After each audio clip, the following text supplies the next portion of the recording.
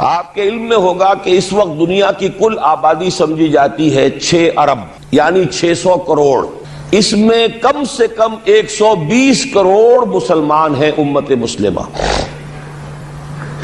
گویا کہ ہر 5واں انسان جو ہے دنیا میں وہ حضور صلی اللہ علیہ وسلم کا کلمہ پڑھتا ہے. اتنی بڑی تعداد، اس کے ساتھ ہی کتنا بڑا علاقہ جو ہے اس زمین کا وہ اللہ تعالیٰ نے اس امت کے قدموں تلے رکھا ہے. اگر آپ نے نقشہ دیکھا ہو دنیا کا تو آپ کو معلوم ہونا چاہیے کہ شمال میں جو بہت بڑا یہ نظر آتا ہے سائبیریا اور روس کا علاقہ، یہ سب غیر آباد ہے.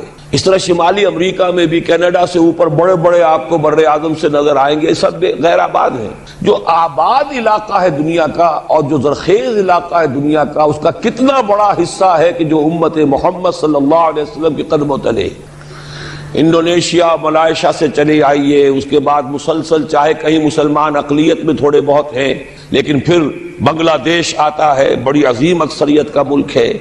پھر بھارت میں اگرچہ اقلیت میں ہے لیکن 20 کروڑ مسلمان بھارت میں اس وقت ہے.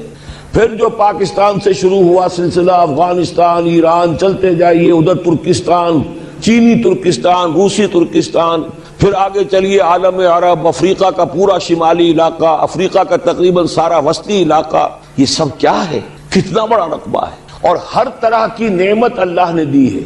اس میں نباتات بھی ہیں، اس میں معدنیات بھی ہیں، اور سب سے بڑھ کر آج کی دنیا میں جو اہم ترین شے ہے کہ پیٹرول جو ہے، تیل جو ہے، اس کے سب سے بڑے ذخائر وہ ہیں کہ جو مسلمانوں کے قدمے تلے.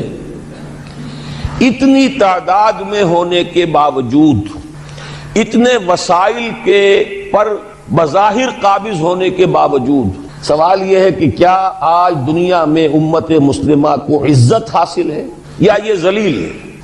اسے غلبہ حاصل ہے یا مغلوب ہے؟ اسے کوئی دنیا میں وقار حاصل ہے یا یہ بالکل بے وقار ہو کر رہ گئی؟ یہ بات ہے جو ہمارے سمجھنے کی ہے. آج کیوں ذلیل کہ کل تک نہ تھی پسند، گستاخی فرشتہ ہماری جناب میں. اس وقت صورت یہ ہو چکی ہے، آپ کو معلوم ہے کہ ہر جگہ پر پسماندگی کا نشان مسلمان ہیں. ہمارے سارے وسائل پر دوسروں کا قبضہ ہے. ایک ہی شے رہ گئی تھی، تیل، خلیج کا تیل، اس پر بھی آ کر امریکہ کی فوجیں ان کے سر پر بیٹھ گئی ہیں. سارا کا سارا تیل اب ان کے قبضے میں ہے. ادھر خلیج کے دہانے کے دونوں طرف وہ اپنے مورچے بنا رہے ہیں تاکہ یہاں کسی کا داخلہ نہ ہو سکے. بڑے بڑے جتنے لوگ ہمارے ہیں ان سب کی دولت ان کے پاس ہے. کہنے کو تو سلطان اور برونائی دنیا کا امیر ترین آدمی ہے، لیکن دولت ہے کہاں اس کی؟ انویسٹڈ تو وہی ہے، اسی کے بینکوں میں ہے، انہی کی کمپنیوں میں ہے. کسی کے پاس کچھ نہیں ہے. سعودی عرب کے کوئی ڈالر ہے تو کہاں ہے؟ جیسے شہنشاہ ایران کا جو اثاثہ تھا، سرمایہ تھا، جو سارا کا سارا انہوں نے جو ہے وہ فریز کر لیا. تو یہ دولت تو ساری وہی ہے. کہنے کو ہے کہ آپ کے اکاؤنٹ میں اتنا روپیہ ہے، لیکن سوال یہ ہے کہ وہ اکاؤنٹ فی الواقع کس کے قبضے میں؟ پھر آپ کو معلوم ہے کس طریقے سے مسلمانوں کے ساتھ سلوک ہو رہا ہے. ہر جگہ پر جہاں چاہیں، جس طرح چاہیں انہیں ستا لیں. اور ان میں بھی سب سے بڑھ کر جو بات میں آپ سے کہوں گا، آج دنیا میں جتنے بڑے پیمانے پر محمد عربی صلی اللہ علیہ وسلم کی توہین و تذلیل ہوئی ہے، پوری انسانی تاریخ میں نہیں ہوئی. رشدی نے کتاب لکھی، بدترین حملے کیے. کیا رنگیلا رسول کتاب تھی جو لکھی تھی کسی ہندو نے، جس کو کہ ایک مسلمان نے پھر خنجر گھونپ کر اور ہلاک کر دیا تھا. وہ تو کچھ بھی نہیں تھی. اس کتاب کو رنگیلا رسول کو 100 سے ضرب دیجئے تو یہ کتاب بنتی ہے، سیٹنک ورسز. اور وہ ملینز نہیں بلینز کی تعداد میں شائع ہوئی. اس کے خلاف احتجاج اگر کسی نے کیا ہے تو ان کے اوپر جوتے پڑے ہیں، ان پر ڈنڈے پڑے ہیں. پوری مغربی دنیا اس کے پیچھے آ گئی ہے، سپورٹ کیا ہے. لے دے کے ایک ملک نکلا ایران، اس نے کم سے کم یہ کہ اس کے قتل کا فتویٰ تو دیا، لیکن کیا کرے، قتل کرنے کی تو نوبت نہیں آئی. پورا عالم عیسائیت اس کی پشت پناہ ہے، اس کی مدد کر رہا ہے. یہ اتنی بڑی توہین محمد رسول اللہ صلی اللہ علیہ وسلم کی اور آپ کی ازواج مطہرات کی، اور یہ بظاہر ایک ایسے شخص کے ہاتھوں جس کا نام مسلمانوں کا سا ہے، اس کا اتنا بڑے پیمانے پر ہونا. اور پھر یہ کہ مسلمان 120 کروڑ ہونے کے باوجود کچھ نہیں کر سکتے. میں وہ چیزیں نہیں گنوانا چاہتا کہ 15 لاکھ جو ہیں وہ ہمارے افغان بھائی جو ہیں انہوں نے جانیں دی. فائدہ کس کو پہنچا؟ تاحال امریکہ کو، کہ اس کی جو مد مقابل قوت تھی USSR وہ ختم ہو گئی. اسی طریقے سے جو کچھ کشمیر میں ہو رہا ہے، ہماری بے ہمیتی، بے غیرتی کا عالم یہ ہے۔ ہم کچھ اندر خانے تھوڑی بہت کو مدد کر کے سمجھتے ہیں کہ ہم نے فرض ادا کر دیا، جبکہ فرض تو یہ ہونا چاہیے تھا کہ ہم براہ راست اعلان کرتے اور انڈیا کو الٹیمیٹم دیتے کہ اسٹاپ دس بزنس، یا یہ کہ پھر ہم سے جنگ ہے۔ جنگ کا نتیجہ تو پھر اللہ جس کو چاہے دے گا۔ اگر انسان اللہ تعالیٰ پر اعتماد رکھتا ہو، توکل رکھتا ہو، اپنے موقف کی حقانیت پر بھی اسے یقین ہو، تو کم من فیۃ قلیلۃ غلبت فیۃ کثیرۃ، تاریخ میں ہمیشہ ہوتا آیا ہے کہ چھوٹی قوتیں جو ہیں ان کو غلبہ اللہ نے عطا کیا ہے بڑی قوتوں پر۔ لیکن بے غیرتی کا عالم یہ ہے، بے حمیتی کا عالم یہ ہے۔ زبانی کلامی ہم سے بڑا ہمدرد کوئی نہیں مسلمانان کشمیر کا، جس لیڈر کو دیکھو بڑھ چڑھ کر بیان دے گا، لیکن عملاً ہم کیا کر رہے ہیں؟ یہ ساری صورتحال جو میں نے آپ کو بتائی ہے، ویسے تو اب یہ کہ اگر اس میں ایک خاکہ سا میں نے آپ کے سامنے رکھا ہے، اس میں رنگ بھروں تو ظاہر ہے کہ یہ پورا گھنٹہ اسی میں لگ جائے گا، لیکن جو اس کا اصل لب لباب ہے وہ یہ ہے کہ ہم اپنی جگہ بڑے خوش ہیں کہ ہم امت مرحوم ہیں، ہم تو امت محمد ہیں صلی اللہ علیہ وسلم، ہم تو اللہ کے پیارے ہیں، ہم اللہ کے لاڈلے ہیں، ہمیں اللہ کی شفاعت، ہمیں اللہ کے رسول کی شفاعت بھی ملے گی، جنت تو گویا کہ ہمارا پیدائشی مقام ہے۔ یہ سارے جو بھی ہمارے ذہنوں کے اندر ہیں خیالات، اور یہ جو ہمارے من گھڑت عقائد ہیں، آپ سوچئے کہ جب ہم جو آبجیکٹیو کنڈیشنز ہیں، گیون کنڈیشنز ہیں، جو سامنے کے حالات ہیں، ان سے جب تقابل کرتے تو معاملہ بہت مختلف ہے۔ یہ کیوں ہے؟ اصل میں سوال جب تک آپ اپنے سامنے نہیں رکھیں گے، اس کا جواب جو ہے اب اس پر غور کیجئے، کیوں ہے؟ کیا اللہ تعالیٰ کو محمد الرسول اللہ کی عزت و حرمت پیاری نہیں ہے؟ کیا محمد الرسول اللہ اللہ کے پیارے نہیں ہیں، حبیب رب العالمین نہیں ہیں؟ کیا اللہ تعالیٰ کو کفار سے زیادہ محبت ہے؟ کیا وجہ ہے؟ رحمتیں ہیں تیری اغیار کے کاشانوں پر، اور برف گرتی ہے تو بیچارے مسلمانوں پر۔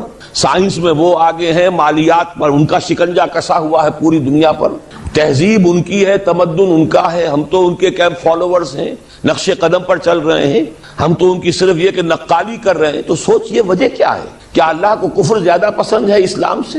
کیا اللہ کو محمد الرسول اللہ صلی اللہ علیہ وسلم کی عزت و حرمت کا کوئی خیال نہیں؟ سوچنے کی بات ہے۔ ظاہر بات ہے کہ ان سوالات کا جواب تو ہاں میں آپ نہیں دے سکتے، یقیناً ایسا نہیں ہے۔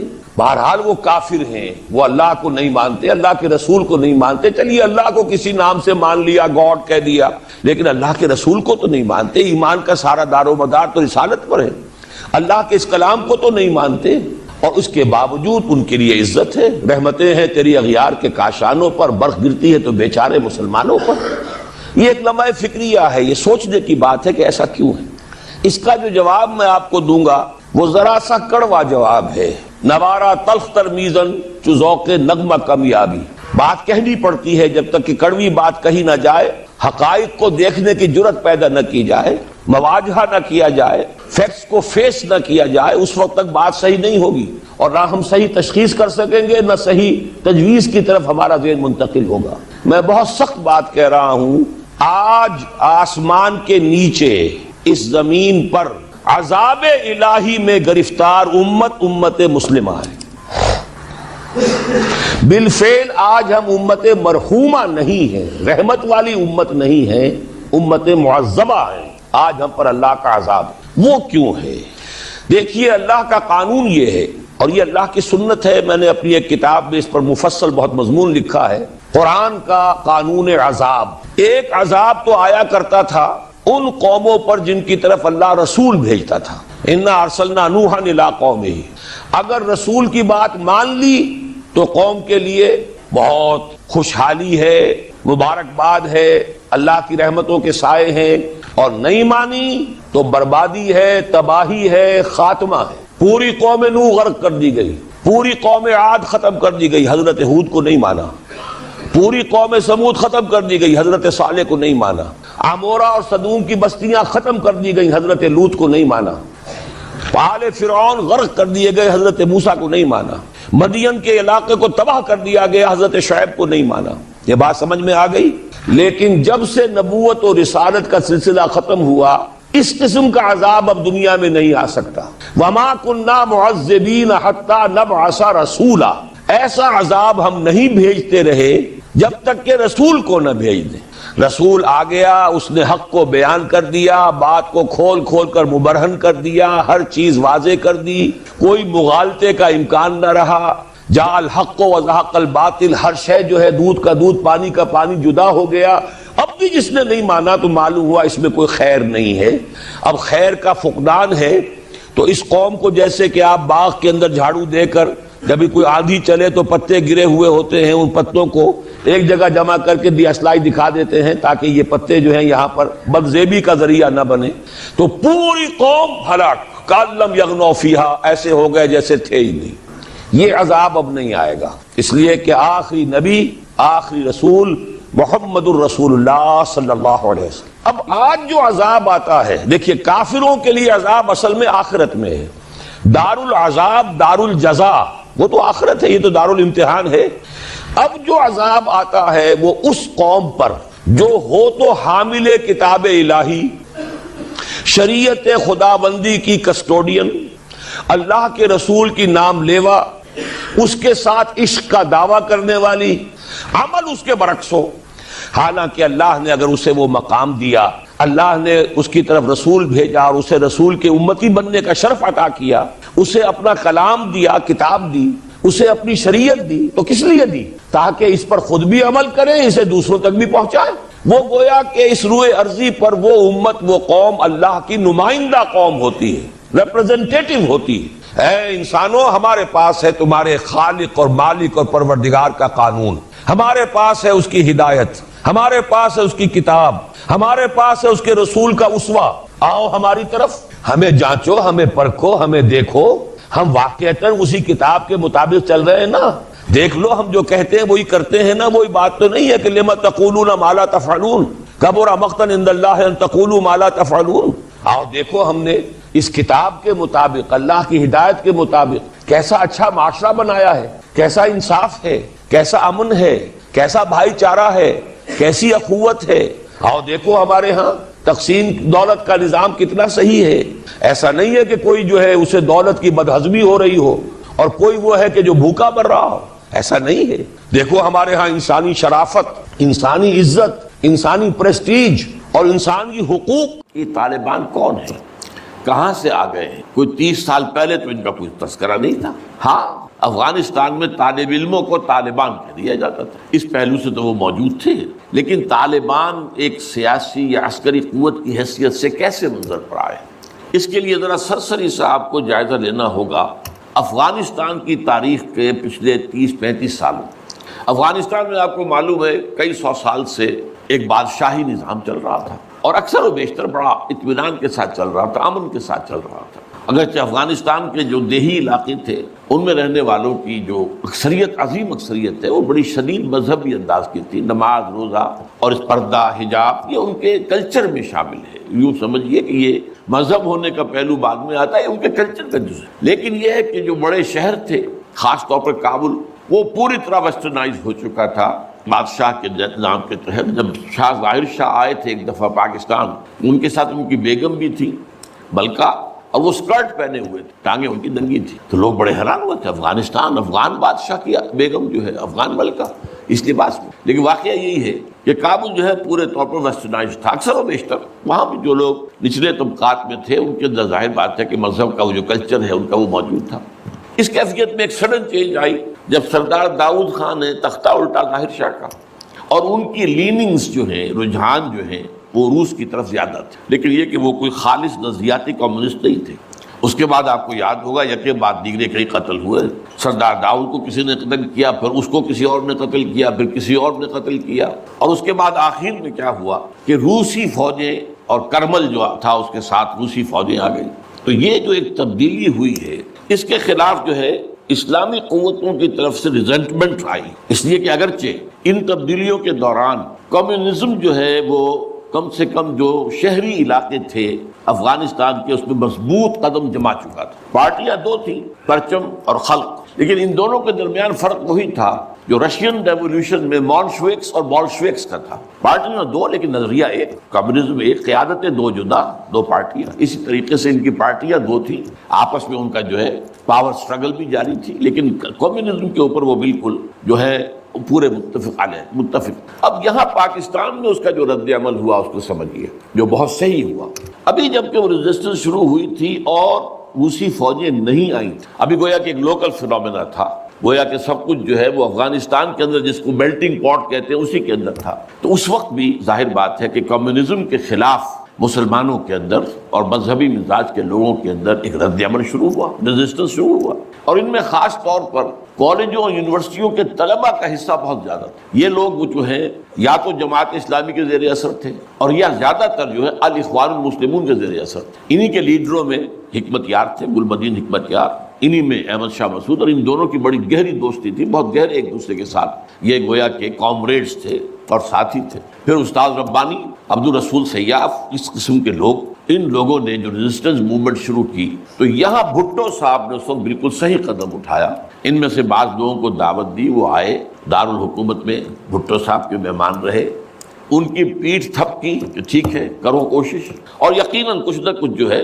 انہیں مدد بھی دی ہوگی، لیکن یہ کہ اس کے بارے میں مجھے معلوم کچھ نہیں ہے۔ اندازہ ہے کہ جب بلایا ہے، پیٹھ تھپکی ہے، اس لیے کہ ظاہر بات ہے ان کو معلوم تھا یہ کہ اگر جو ہے یہاں پر کمیونزم آ گیا اور خاص طور پر روس اگر قابض ہو گیا تو پھر اس کا اگلا قدم پاکستان ہے۔ گویا کہ وہ جو صدیوں پرانا خواب ہے روسیوں کا، وہ زار کے زمانے کا خواب ہے کہ سائبیرین ریچ جو ہے وہ بہت ہی چاہتا تھا کہ کسی طریقے سے یہ افغانستان اور پاکستان کو رونگتے ہوئے اور وہ جو ہے بحیرہ عرب، عربین سی اور بحر ہند، انڈین اوشن کے گرم پانیوں تک پہنچ جائے۔ لہذا افغانستان میں قدم جم گئے تو ظاہر بات ہے کہ اس کے بعد اگلا ہدف جو ہے وہ پاکستان ہوگا۔ تو یہ صورتحال تھی کہ جس میں بھٹو صاحب نے جو قدم اٹھایا وہ بالکل صحیح تھا۔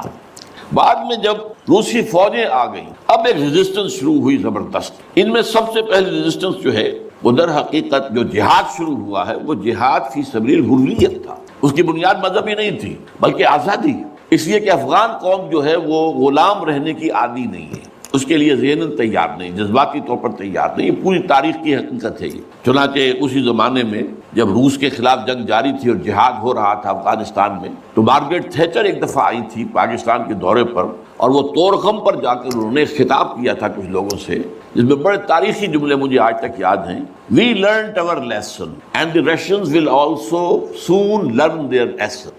افغانستان کے بارے میں ہم نے سبق سیکھ لیا تھا، ہم نے بار بار فوج کشی کی اور فتح کیا، لیکن اپنا قبضہ برقرار نہیں رکھ سکے۔ اسی طریقے سے بالفرض اگر روس نے قبضہ کر بھی لیا تو وہ یہاں رہ نہیں سکے گا، یہ سبق جو ہے ہم نے تو سیکھ لیا ہے، روسی بھی سیکھ لیں گے۔ بہرحال اس وقت جو صورتحال پیدا ہوئی اس میں ایک فیکٹر جو نیا آیا اس کو ذہن میں رکھیں۔ اس وقت پورے عالم اسلام میں احیاء اسلام اور نفاذ شریعت کا ایک جذبہ پروان چڑھ رہا تھا۔ یہ جذبہ شروع ہوا ہے کب؟ جب کہ کولونیل رول کا بستر طے ہونا شروع ہوا، یہ یورپین جو پاورز تھی انہوں نے اپنا بستر رول کرنا شروع کیا، تو جیسے جیسے مسلمان ممالک آزاد ہوئے ان کو یاد آیا، جیسے آدمی کو نیند سے اٹھے تو یاد آیا کہ میں نے کوئی خواب دیکھا تھا، یاد آیا کہ ہمارا بھی تو ایک نظام ہوتا تھا نا، یہ انگریزوں کے آنے سے پہلے یا ولندیزیوں کے آنے سے پہلے یا فرانسیسیوں کے آنے سے پہلے یا اطالویوں کے آنے سے پہلے یا اسپینیئرز کے آنے سے پہلے، یہ آخر ہمارا ایک نظام تھا، تو اب ہم اس نظام کو دوبارہ قائم کریں۔ یہ ایک جذبہ تھا، اگرچہ مبہم تھا، واضح نہیں تھا، اور یہ کہ آج کے دور میں اسلامی نظام کیا ہوگا، کیسے ہوگا، اس کے کوئی واضح تصورات نہیں تھے، لیکن جذبہ موجود تھا۔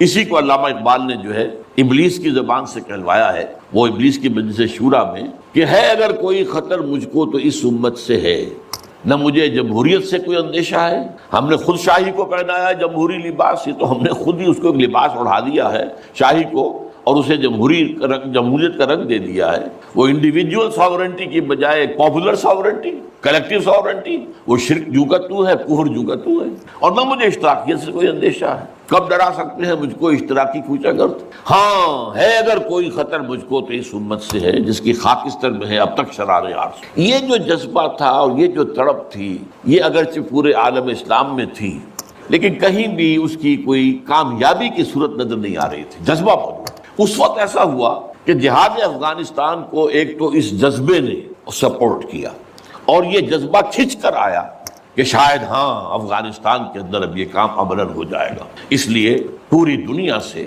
لوگ آئے، والنٹیئرز آئے، انہوں نے جانیں دی، انہوں نے وہاں پر محنتیں کی، اپنے کوئی انڈونیشیا سے چلا آ رہا ہے، کوئی برما سے چلا آ رہا ہے، کوئی فلسطین سے چلا آ رہا ہے، کوئی فلپائن سے چلا آ رہا ہے، کوئی تھائی لینڈ سے چلا آ رہا ہے، کوئی سعودی عرب سے چلا آ رہا ہے، کوئی مصر سے چلا آ رہا ہے، کوئی لیبیا سے چلا آ رہا ہے، کوئی چچنیا سے چلا آ رہا ہے، یہ سارے لوگ آئے وہاں، اس لیے کہ جذبہ یہ کہا گیا کہ یہ جہاد فی سبیل اللہ ہے۔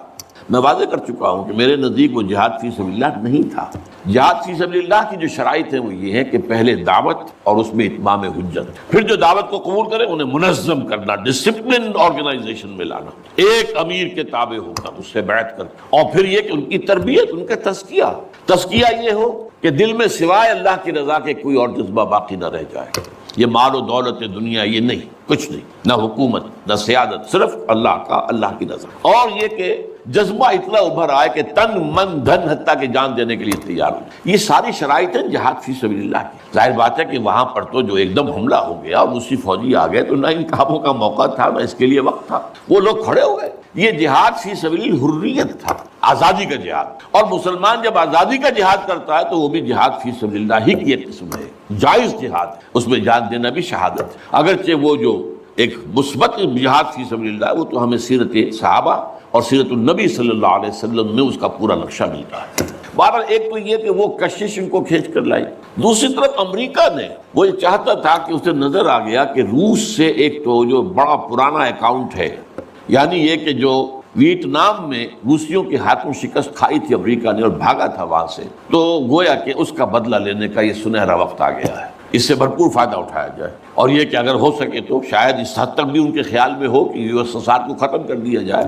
میرے خیال میں ایسا نہیں تھا، وہ یہ نہیں سمجھتے تھے کہ یو ایس ایس آر ختم ہو جائے گا، لیکن یہ کہ بہت کمزور ہو جائے گا اور یہ کہ اس کی بلیڈنگ ہو جائے گی۔ اس کے لیے اس نے اس جہاد کا غلغلہ دوسروں سے بڑھ کر، مسلمانوں سے بڑھ کر جو ہے دنیا میں بلند، اور ان جہادی لیڈروں کا کردار بنایا پوری دنیا میں، ان کی شخصیت کی امیجز بنائی ہیں۔ احمد شاہ مسعود کو دی لائن آف پنجشیر پوری دنیا کے اندر اس کے بارے میں جو ہے وہ دھاک بٹھائی گئی تاکہ یہ لوگ زیادہ سے زیادہ لوگ آ جائیں، والنٹیئر مل جائیں۔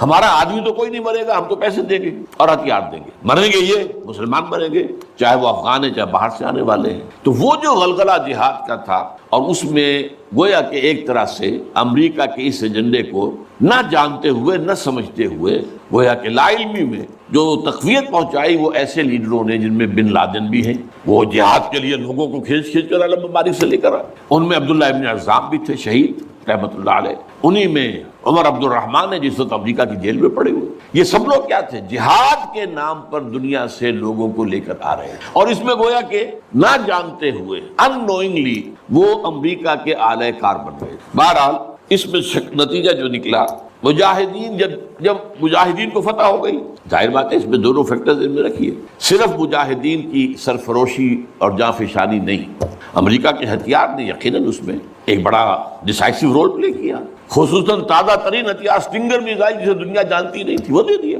اور اصل میں جو روسی فوج جو ہے دل برداشتہ ہو کر بھاگی ہے اس میں اسٹنگر میزائل کا بہت بڑا دخل تھا، کیونکہ ان کا سب سے بڑا ہتھیار تھا جو وہ گن شپ ہیلی کاپٹرز لے کر آتے تھے، اور وہ ظاہر بات ہے جہاں پہاڑوں کے اوپر بھی مورچے لگائے ہوئے تھے وہاں ظاہر بات ہے ٹینک تو نہیں پہنچ سکتے تھے، کوئی اور بمباری وہاں کرنا مشکل تھی، تو یہ گن شپ بڑے جہازوں سے بہت نیچے آ کر بمباری بھی ممکن نہیں تھی، تو گن شپ ہیلی کاپٹر سے جو بمباری وہ کرتے تھے، فائرنگ کرتے تھے، وہ ان کا سب سے بڑا ہتھیار تھا، اور اس کو بالکل ختم کر کے رکھ دیا اسٹنگر میزائل، کہ میزائل آپ نے داغا ہے تو وہ یہ نہیں ہے کہ ہدف سے اگر نہ لگے ہدف پر تو ادھر ادھر ہو جائے گا، نہیں، جدھر وہ ہدف جائے گا اس کا پیچھا کرے گا، اس کے پیچھے پیچھے جائے گا، جدھر وہ مڑے گا ادھر وہ مڑ جائے گا۔ دلمال کفر ہے سودار، جیسے وہ کفر جو ہے جو رخ موڑ لے تم بھی رخ موڑ لو، اور وہ تباہ کر دیتا تھا کلسی پہ۔ تو یہ بہرحال جو بھی شکست ہوئی روس کو اور وہاں سے وہ چلا گیا، تو اس کے بعد امریکہ بھی فوری طور پر وہاں سے غائب ہو گیا۔ اس نے مجاہدین کے اندر گروپ بندی، باہمی کشاکش، یہاں تک کہ باہمی دشمنی کے بھی بیج بو دیے تھے، اور اس میں آئی ایس آئی بھی رول اس نے پلے کیا ہے۔ آئی ایس آئی یہ چاہتی تھی کہ یہاں کوئی ایک مضبوط ایسی حکومت نہ بن جائے کہ جس کو جو ہمارے پھر کنٹرول میں نہ رہے، لہذا آئی ایس آئی والوں کا جو بھی رول ہوگا نیتی سے پاکستان کے لیے۔ لیکن یہ مجھ سے ایک مجاہدین لیڈرز میں سے ایک صاحب نے خود کہا کہ ہمیں لڑوایا آئی ایس آئی نے، میں نہیں کہہ سکتا کتنی اس میں درستی ہے اور کتنی غلطی ہے، لیکن امریکہ نے یہ کیا کہ لڑا کر ان کو بجائے اس کے کہ کوئی حکومت وہاں قائم کرواتا اور آرام کے ساتھ وہاں سے رخصت ہوتا، اس حکومت کو مستحکم کر کے، جیسے کہ وہ اپنا سر توڑ زور لگا رہا ہے عراق کے اندر کہ یہاں کوئی حکومت جو ہے وہ قائم ہو جائے، مستحکم ہو جائے، پھر یہاں سے ہم رفتہ رفتہ نکلے. وہ فوراً بھاگے آپس میں، وہ جو ہے دشمنی کے بیج بو کر. نتیجہ کیا نکلا؟ وہ جہاد فی سبیل اللہ، فساد فی سبیل اللہ بدل گیا. وہ تباہی آئی ہے افغانستان پر جو پہلے نہیں آئی تھی، روسیوں کے ہاتھوں نہیں آئی تھی، خاص طور پر کابل میں. اصل تباہی و بربادی جو خانہ جنگی سے آئی ہے. اور اس کا ایک اور نتیجہ یہ نکلا کہ مختلف علاقوں میں وارڈ لارڈز نے اپنی چھوٹی چھوٹی حکومتیں، ریاستیں قائم کر لی. وارڈ لارڈز، ہتھیار ان کے پاس ہیں، اور وہ ہتھیار جو ہیں اس جنگ کے اندر امریکہ کے دیے ہوئے ان کے پاس بہت کافی جو ہے ابھی موجود تھے، ان کا اسلحہ خانہ تھا. تو اپنے علاقے معین کر لیے، اور وہاں یہ ہے کہ انہوں نے ٹیکس لینے شروع کی، جگہ ٹیکس. جو بھی گاڑی گزرے، بس گزرے، کوئی مینی بس گزرے، کوئی ٹیکسی گزرے، ٹیکس دو. یہاں سے نکل کر اگلے میں گئے تو وہاں پھر ٹیکس دو. وہاں سے نکل کر اگلے کوئی وارڈ لارڈ کا علاقہ گیا، وہاں ٹیکس دو. اور نہ صرف یہ کہ ٹیکس، بلکہ وہ یہ بھی کہا جاتا ہے کہ وہ خوبصورت عورتوں کو بھی اتار لیتے تھے اور خوبصورت لڑکوں کو بھی اتار لیتے. یہ جو صورتحال تھی، اس سے افغان لوگوں کا کہ ناک میں دم، سخت پریشان ہو. اچھا، یہ جو میں نے کہا ہے کہ یہ امریکہ نے جو مجاہدین کی قیادت تھی اسے آپس میں لڑا کر پھر یہاں سے بھاگ جانے کے اندر آفیل سمجھی. اس کی وجہ یہ تھی، امریکہ کو اندیشہ تھا کہ یہ لوگ پڑھے لکھے، جدید تعلیم یافتہ ہیں، یہ انجینئرز ہیں، گلبدین حکمت یار، احمد شاہ مسعود، استاد ربانی، بڑے عالم ہیں، فاضل ہیں. عبد الرسول سیاف الازہر کے پڑھے ہوئے تھے. اسی طریقے سے صبغت اللہ جو ہیں وہ بھی بڑے عالم آدمی تھے اور پڑھے لکھے آدمی تھے، جدید تعلیم یافتہ بھی اور قدیم کے لیے بھی جاتا بھی. تو اس اعتبار سے انہیں اندیشہ تھا ان لوگوں کی حکومت بن گئی اگر تو یہ ایک ماڈرن اسلامک اسٹیٹ بنا دے. اور یہ وہ شے ہے جو ہمارے لیے سب سے زیادہ خطرناک، سب سے زیادہ ناپسندیدہ معاملہ ہوگا. اس لیے کہ اگر واقعی طرح کی ماڈرن اسلامک اسٹیٹ وجود میں آ گئی تو ہمارے نظام کا خاتمہ ہو جائے. وہ تو یہ کہ سورج طلوع ہوتا ہے تو تاریکی تو جائے گی، رات کو تو جانا ہی جانا ہے. وہ تو جب تک سورج طلوع نہیں ہوتا رات کی تاریکی ہے، یہ انہیں اندازہ تھا خوب. بہرحال اس لیے انہوں نے خاص طور پر ان کو آپس میں لڑایا بھی. اس کے بعد یہ ہے کہ جب افغانستان کے لوگوں کے ناک میں دم آ گیا تو اب یہ ایک مرد مجاہد ملا عمر کھڑا ہوا. وہ کوئی بڑا عالم دین نہیں، بلکہ پوری طرح جو ہے وہ تعلیم یافتہ بھی نہیں ہے عربی مدارس وغیرہ سے. اور ان کے ساتھ عربی مدارس کے طلباء، طالبان، وہ کچھ کھڑے ہو گئے کمر کس لی کہ اب یہاں کسی طرح امن قائم کیا جائے. یہ پکار ایسی تھی کہ جو گویا کہ افغانوں کے دل کی پکار تھی. تنگ آئے ہوئے تھے ان وار لارڈ سے اور ان کے مظالم سے اور ان کے استحصال سے، لہذا وہ جہاں گئے ان کا استقبال ہوا. بہت سے لوگوں نے اپنے ہتھیار ان کے حوالے کر دیے، یہاں تک کہ گلبدین حکمت یار جو بالکل کابل کے پاس پڑا ہوا تھا اپنی فوجیں لے کر، اور گویا کہ وہ کسی فائنل اسالٹ کی تیاری میں تھا، جب یہ آئے ہیں تو اس نے راستہ دے دیا اور خود پیچھے ہٹ گیا. اس طریقے سے یوں سمجھیے کہ در حقیقت افغانستان میں ان طالبان کی حکومت جو ہے یہ گاڈ گیون ہے. وہ جو ایک شعر ہے کہ خود بخود تیار ہے پکے ہوئے پھل کی طرح، دیکھیے گرتا ہے آخر کس کی جھولی میں فرنگ. تو یہ حالات نے اس درجے صورت اختیار کر لی تھی کہ یہ طالبان کو کوئی ریزسٹنس نہیں ملی اور ان کی جو ہے ایک حکومت قائم ہو گئی. بلکہ یہ گویا کہ اللہ تعالیٰ کی جو ہے حکمت کا ایک ظہور ہوا ہے. اس میں امریکہ نے اور امریکہ کے کہنے پر پاکستان نے، سعودی عرب نے، امارات نے طالبان کو سپورٹ کیا. بے نظیر کی حکومت تھی، کہاں بے نظیر جیسے سیکولر ذہن کی اور آزاد خیال قسم کی عورت، کہاں طالبان مولوی ملاٹے ان کے خیال کے مطابق. سعودی عرب نے امریکہ کے حکم سے مدد دی، امارات نے مدد دی، پاکستان نے تسلیم کر لیا، سعودی عرب نے تسلیم کر لیا اور امارات نے تسلیم کر لیا. ان کی جو ہے ایمبیسڈرز وہ آ کر یہاں بیٹھ گئے. اس کی وجہ کیا ہے؟ امریکہ سمجھتا تھا یہ ٹھیک نہیں، ملا ملاٹے ہیں، انہیں کوئی دنیا کا تو علم ہے نہیں، یہ جانتے ہی نہیں، لہذا ان سے کھیلنا آسان ہے، انہیں ہم اپنی انگلیوں پر نچائیں گے، ان کو کٹ پتلی بنا لیں گے. اس پہلو سے انہوں نے کہا کہ یہ اچھا ہے، یہ لوگ اگر آ جائیں تو ٹھیک ہے. وہ خطرہ نہیں ہے کہ یہاں کوئی ایک ایسا اسلامی نظام سامنے آ جائے جو جدید دنیا کے تمام تصورات اور تقاضوں کو بھی پورا کرتا ہو اور کتاب و سنت کے تقاضوں کو بھی پورا کرتا ہو. اس کا کوئی اندیشہ نہیں ہے، لہذا انہیں مدد دی. لیکن ہوا کیا؟ دو کام ایسے ہوئے ہیں کہ ایک تو افغانستان کے 90% علاقے پر قبضہ جو ہوا تو امن، کلی امن، چوری ختم، ڈکیتی ختم، زنا بالجبر ختم، زنا ختم. تو اب آنکھیں کھل گئی امریکہ کی، یہ کیا ہو رہا؟ اور ملا عمر کے ایک حکم پر پاپی کی کاشت زیرو.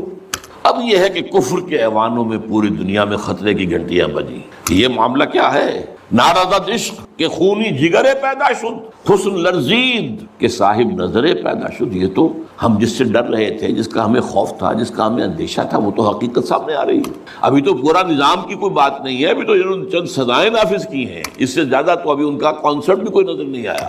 ہم خود جب گئے ہیں وہاں پر، میں ایک وفد لے کر گیا ہوں، نہ ان کے ذہن میں کوئی سیاسی نظام کا کوئی واضح تصور تھا، نہ میں نے ان سے پوچھا آپ کی کوئی پارلیمنٹ مجلس شورا مجلس ملی کہ نہیں کوئی نہیں ہے، نہ کوئی معاشی نظام کا ان کے سامنے نقشہ تھا. میں نے پوچھا کہ آپ کے یہاں بینک ہیں کہ نہیں ہے، میں نے کہا آپ اپنا پیسہ کہاں رکھتے ہیں، ہمارے پاس پیسہ ہے ہی نہیں. مطلب یہ کہ یہ کوئی نظام کی بات تھی نہیں، لیکن یہ کہ چوری کا ہاتھ کاٹنا، زنا کی سزا دینا، رجم کرنا، قتل کے بدلے قتل علی اعلان میدان کے اندر، اور سر جو ہے قلم کرنا یا سینے کے اندر.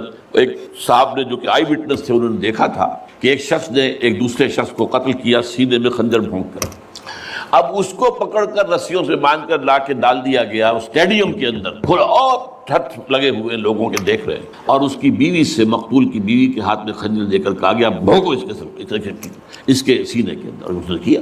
اب یہ جو مناظر ہیں، ان کو دیکھنے کے بعد کیا کہیں کوئی جرم رہ جائے گا؟ جیسے کہ اس سے پہلے بھی تھا معاملہ دنیا کے سامنے کہ سعودی عرب جو ہے وہ کرائم فری ایک معاشرہ بن گیا تھا جب سے وہاں پر اسلامی جو حدود اور تعزیرات نافذ ہوئی. یہ معاملہ انہوں نے دیکھ لیا کہ یہ تو ہو گیا. تو اس اعتبار سے ان کو جو ہے بڑی شدید خطرے کی بات ہوئی. البتہ یہ ضرور نوٹ کر لیجئے کہ اس ابتدائی عرصے میں طالبان سے کچھ غلطیاں بھی ہوئی. پہلی بات تو یہ کہ نہ ان کی کوئی تعلیم ہوئی تھی، نہ تربیت ہوئی تھی، نہ تنظیم ہوئی تھی، نہ کوئی ڈسپلن قائم تھا.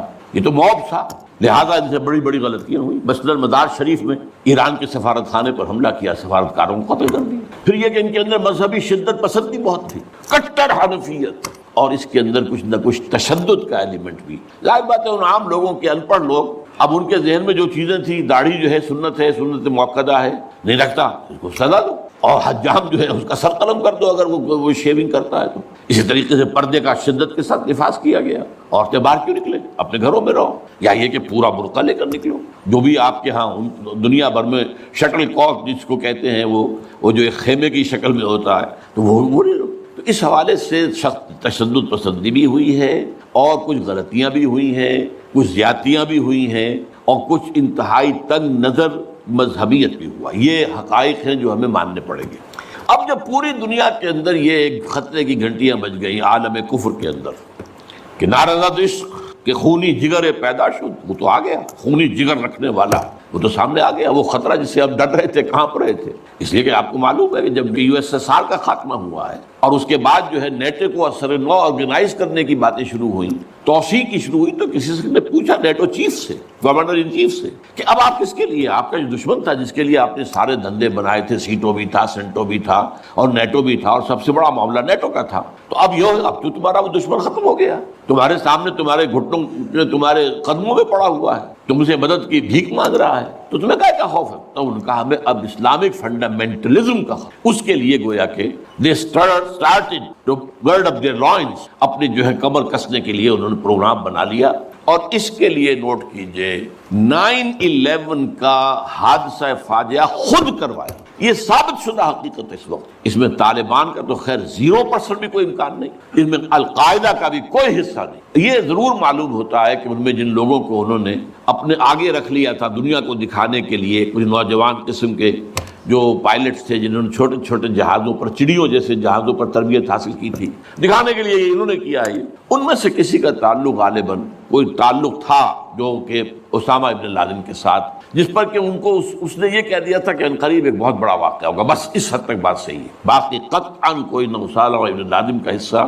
یہ کروایا موساد نے، نیو کونز نے، CIA نے. کیوں کروایا؟ اس لیے کہ ان کے سامنے اب افغانستان کے اندر ایک بہت بڑی فوج کشی کرنے کے لیے ایک بہت بڑی طاقت کی ضرورت ہے، اور یہ بہت بڑی طاقت جو ہے اس کے لیے امریکہ کا جو پبلک اوپینین ہے تیار نہیں ہوگا جب تک کہ اتنا بڑا کوئی حادثہ نہ ہو جائے، اور دنیا کی بھی بڑی کولیشن نہیں بنے گی جب تک کہ اتنا بڑا کوئی حادثہ نہ ہو. یہ انہوں نے خود کرایا. اس لیے کہ اس سے پہلے یہ ایک اور بات جو ہے وہ بیچ میں آ گئی ہے، لیکن میں بیان کر دوں کہ یہ تو 90s کے اندر، لیٹ 90s میں بات ہو گئی تھی کہ امریکہ میں جو ٹاپ کے تھنک ٹینکس تھے وہ سوچ رہے تھے کہ 21ویں صدی میں امریکہ اس گلوب کی سپریم سپر پاور کیسے رہے، اپنی اس پوزیشن کو جو حاصل ہو گئی اس وقت اور بھی مضبوط کرے. ابھی رشیا اور چائنا تو اس کے دائرے اقتدار سے باہر ہے، ابھی بھارت بھی تقریباً باہر ہے، لیکن آگے بڑھا کر گلوبل پوری طرح، اور کیسے ہو یہ کہ اسے برقرار کیسے رکھے. تو اس پر ان کے تھنک ٹینکس تھے، اور اسی پر ان کا ایک مقالہ شائع ہوا تھا، امریکہ نیڈز اے پرل ہاربر.